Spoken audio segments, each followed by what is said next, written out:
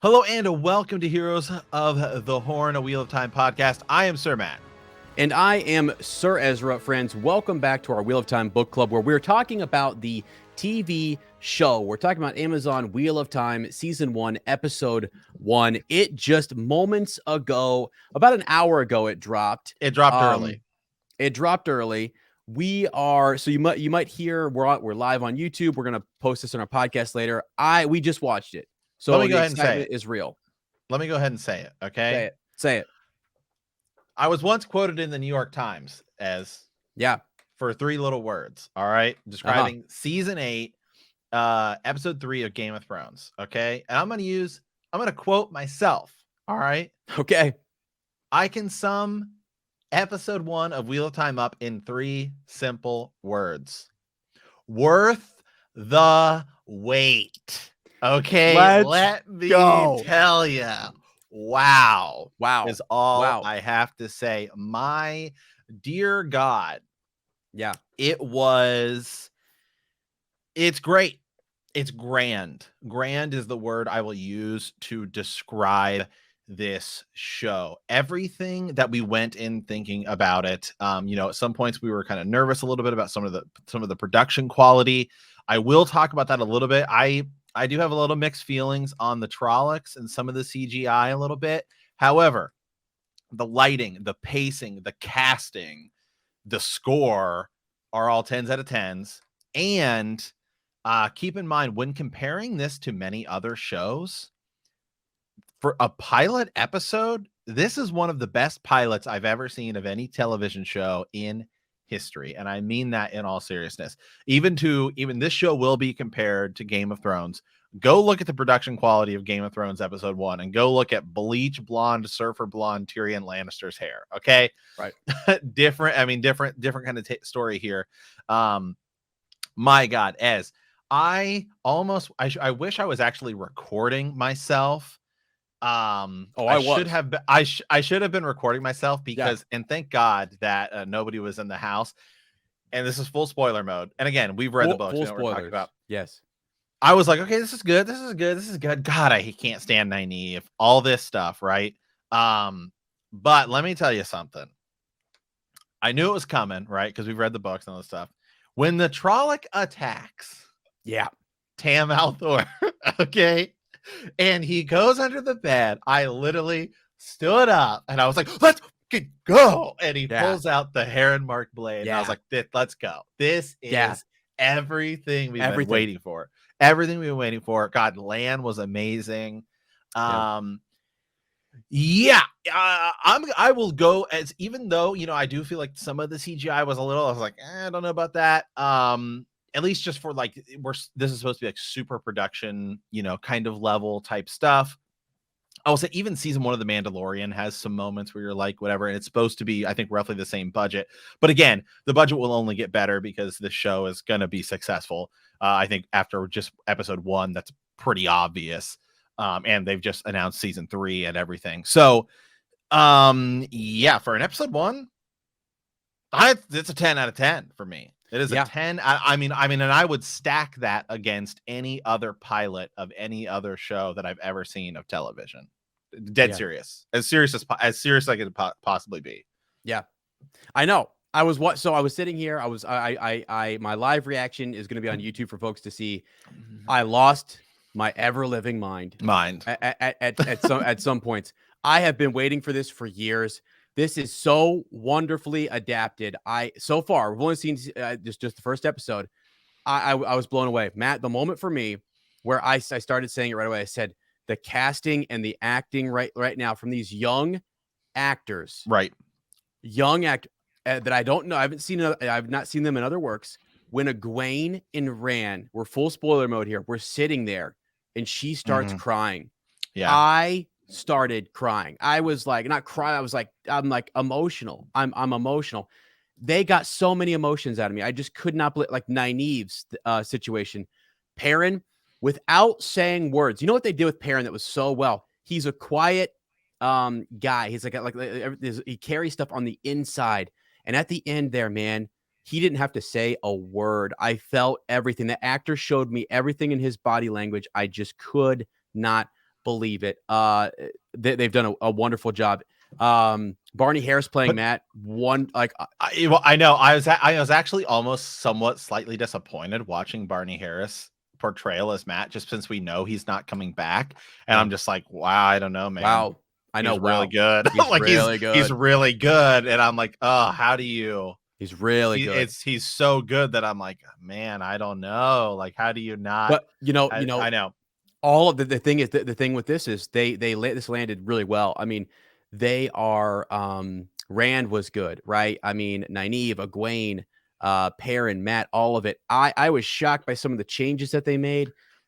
Yeah. Just fantastic. Yeah, go ahead. Comment here. Melissa says it could be the frame rate on your TV. Changing it may help. Because we had talked a little bit about some of the TGI and stuff like that, and some people were saying some of the coloring and stuff.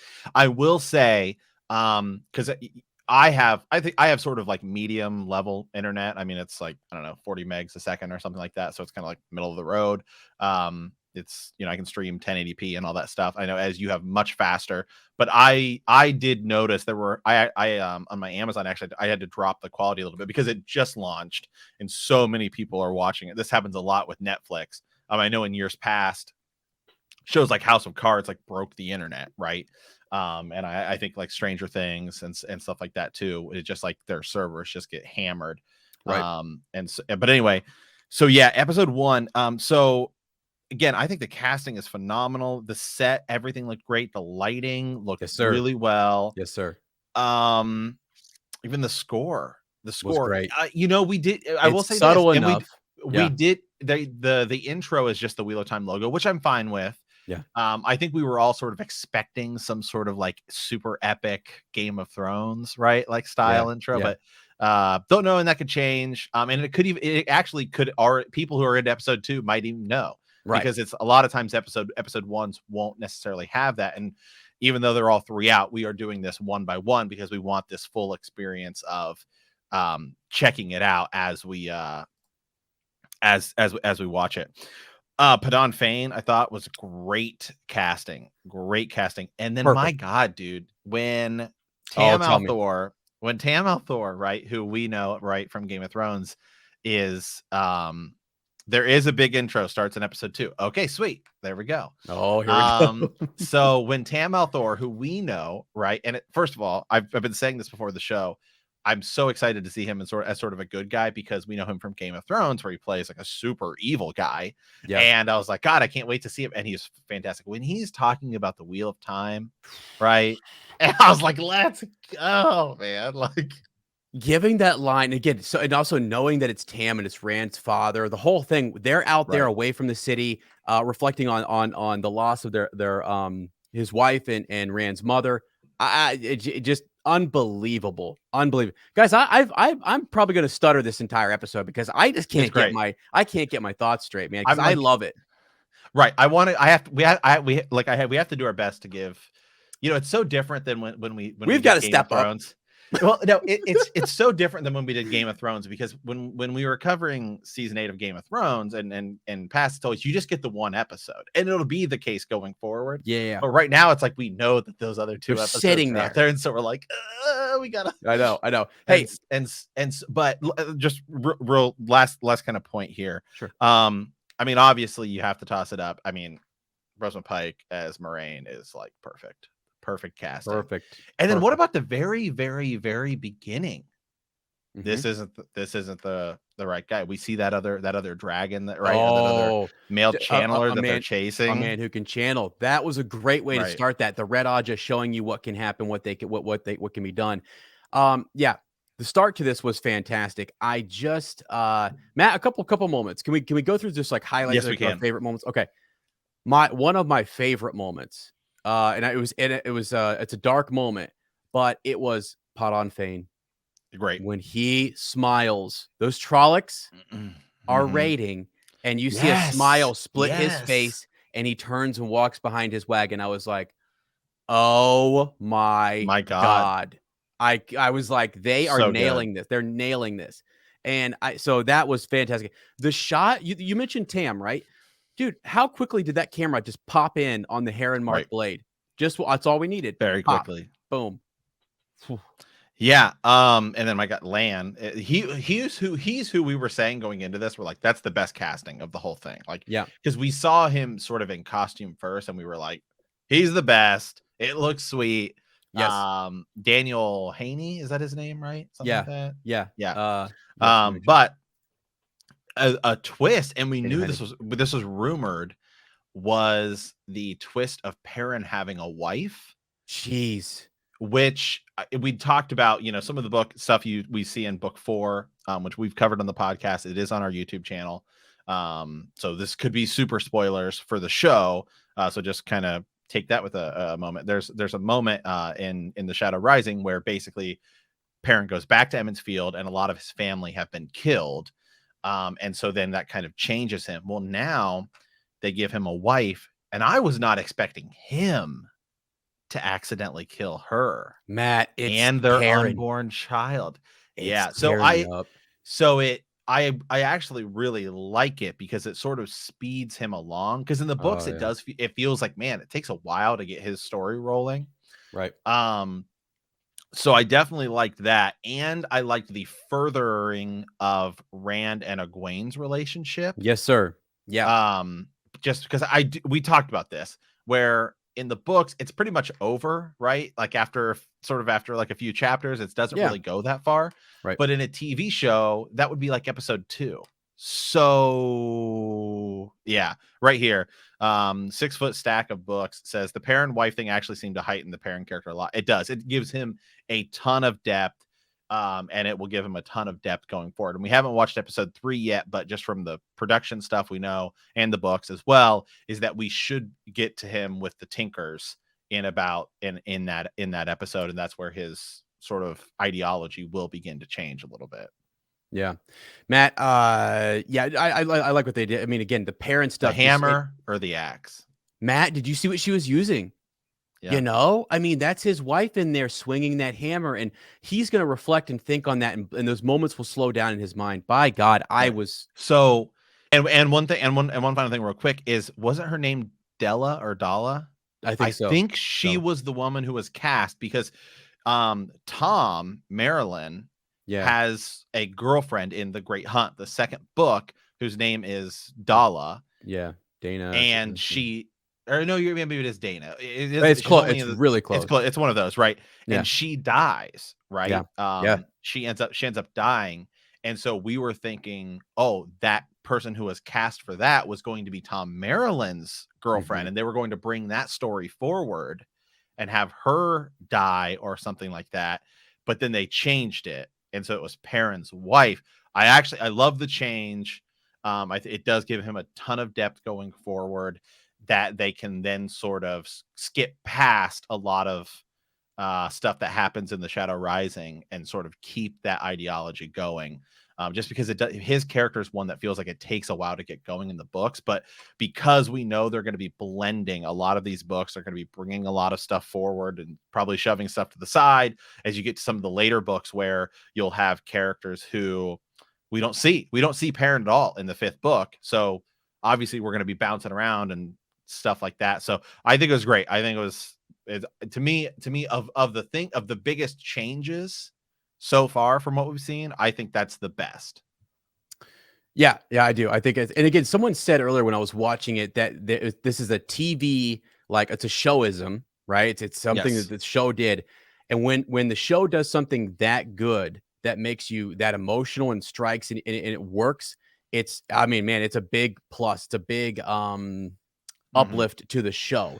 It starts to really validate and say, okay, the show is doing its own thing, but it's also doing it right, and it's doing it in a really, really cool way. I have a comment here real quick, just from Sorcha, just that on this interaction with the Tinkers that is coming up. We're planning. We've seen this in the trailer, episode 3, right? Yeah, it's going to be more meaningful with the way his wife died, and you think about just this stuff. Remember when he first comes across them, he's so worried about people like the way of the leaf and all the things that are happening with the Tinkers and them being protected and just all this different stuff. So it's going to be really interesting to see what he thinks during his time there. But yeah, awesome. Yeah. Right here when the women tag team the Trolloc, so much Two River characters. Yeah. It was. We definitely showed that. They definitely did that. Yeah, I'm just trying to think really anything else that really sort of stuck out into my mind specifically of episode 1.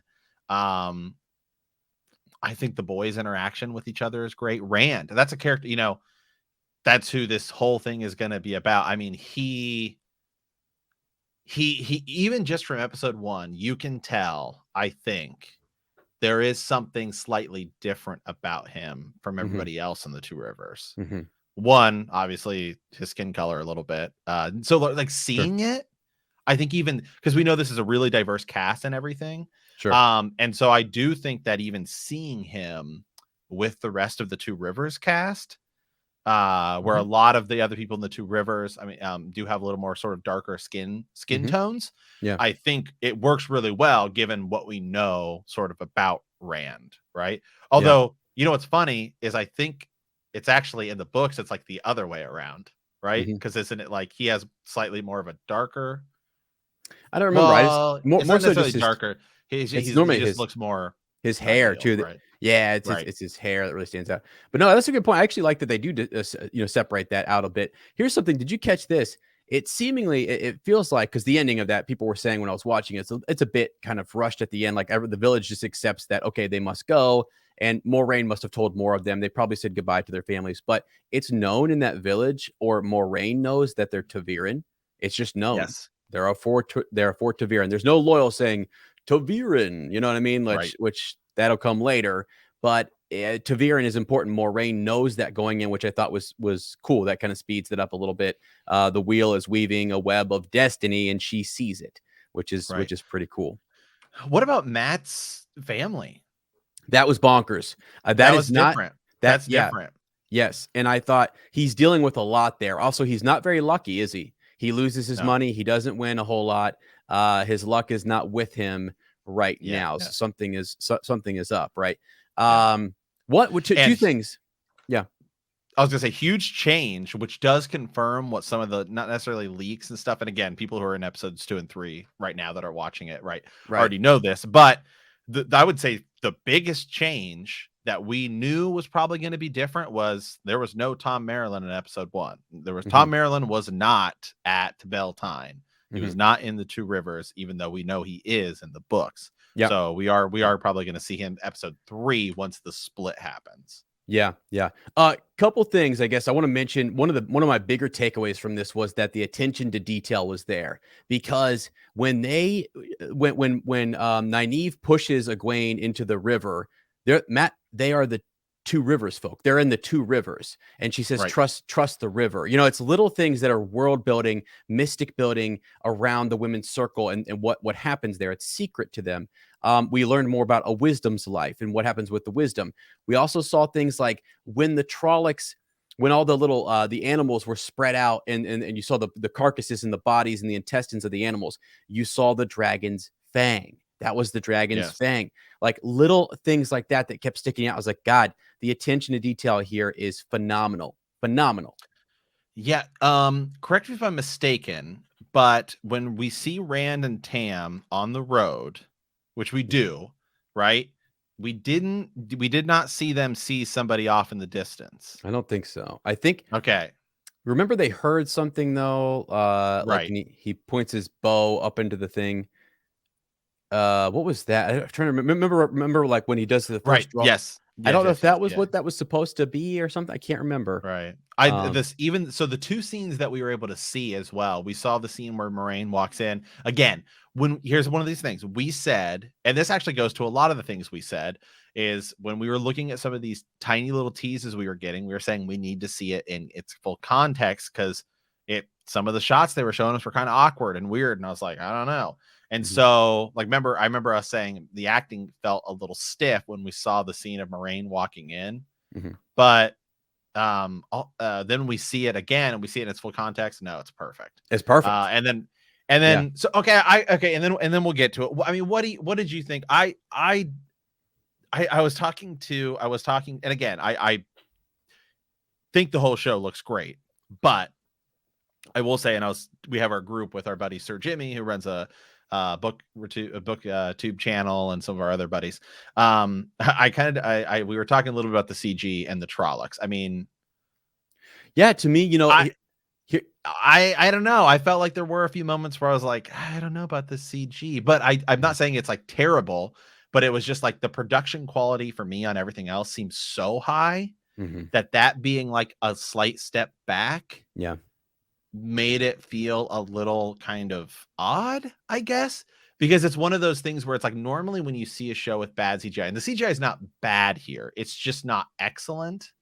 To me, it's normally like when you see a show like that, you thinking like a CW show or something like that. But this has better lighting, better scoring, better camera work, better everything. Yeah, no, Matt, that's a really good point. So here's something that I thought about.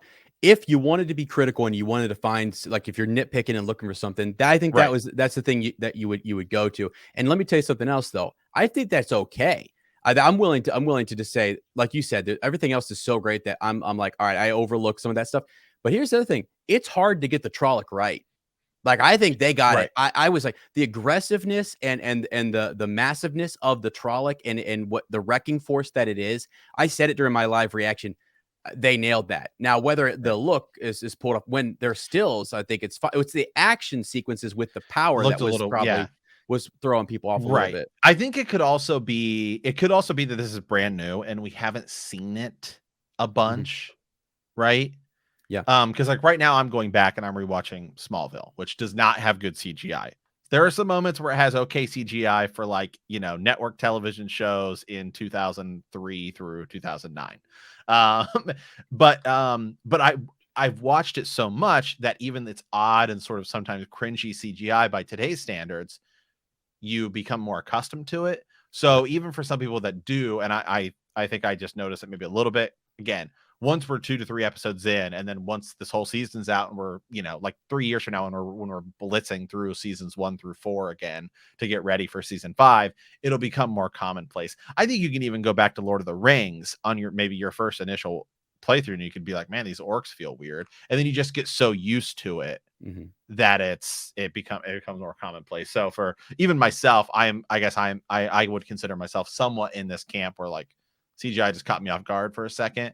And then I think a lot of people will become more used to it, and it will get better. And it's not bad. It is by no means bad. It's just that the rest of the show is like excellent. Yeah, and so for me, it was like instead of being a 10 out of 10, it was like an 8 out of 10. And I was like, oh, there is I felt like there's a little disparity there, but the whole thing was great.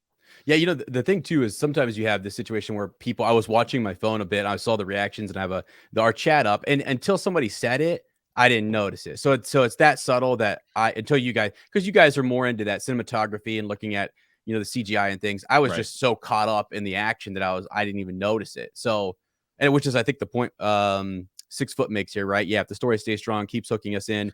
Oh yeah, CGI, yeah, which is overlooked. The fade looked great, menacing.